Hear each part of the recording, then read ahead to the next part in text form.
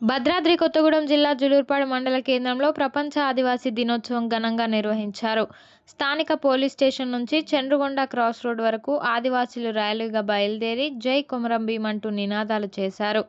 అనంతరం ముఖ్య అతిథిగా విచ్చేసిన తెలంగాణ గిరిజన తెగల కన్వీనర్ చుంచు రామకృష్ణ ముఖ్య అతిథిగా పాల్గొని జెండా ఆవిష్కరణ చేసి కొమరం భీం విగ్రహానికి పూలమాలలు వేశారు. ఈ సందర్భంగా ఆయన మాట్లాడుతూ కొమరం భీం స్ఫూర్తిని జాతిలో ప్రతి ఒక్కరూ ముందుకు తీసుకువెళ్లాలని, జాతి ఐక్యత కోసం పాటుపడాలని అన్నారు. అయితే గిరిజన చట్టాలను అమలు కాకుండా చూస్తున్న గోర్ బంజారా కావచ్చు, ఇంకెవరైనా వ్యతిరేకంగా పనిచేసే వారిని తొక్కుకుంటూ వెళ్తామని ఆయన వార్నింగ్ ఇచ్చారు. అనంతరం సాంప్రదాయ గిరిజన నృత్యాలతో గిరిజన మహిళలు అలరించారు. ఉస్మానియా యూనివర్సిటీ పిహెచ్డి స్కాలర్, మొట్టమొదటిగా డాక్టరేట్ సోషాలజీ డిపార్ట్మెంట్లో చదివి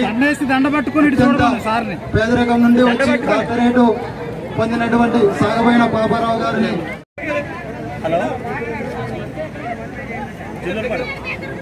కొద్దిగా అందరూ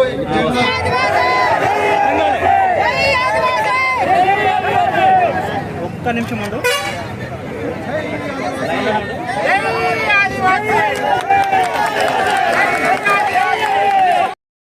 పేరు పేరున ప్రపంచ ఆదివాసీ దినోత్సవ శుభాకాంక్షలు చేస్తూ భారత రాజ్యాంగం కల్పించిన హక్కుల కోసము, మన ప్రాంతంలో ఉన్నటువంటి చట్టాల అమలు కోసము కొమరం భీం ఏ విధంగా పోరాడి అమరుడైండో ఆయన స్ఫూర్తితోటి నా జీవితాన్ని పణంగా పెట్టైనా సరే మరణించే అంతవరకు పోరాటం ఉందని చెప్పి ఈ సందర్భంగా చేస్తున్నాను.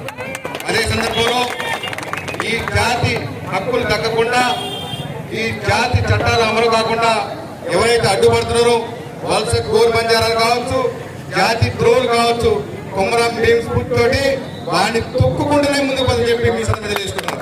కాబట్టి మీరందరూ కూడా తొందరగా కార్యక్రమం ముగించుకొని భద్రాద్రి కొత్తగూడెం జిల్లా కేంద్రంలో భారీ ఎత్తున 9 కళాబృందాలతో సాంస్కృతిక ర్యాలీ ఉంది కాబట్టి ఇప్పటికే వేలాది మంది అక్కడ చేరుకున్నారు. కాబట్టి మీ దగ్గర సెలవు తీసుకుంటూ మీరు కూడా ఒక 10-15 నిమిషాల్లో బయలుదేరాలని కోరుకుంటూ జై ఆదివాసీ.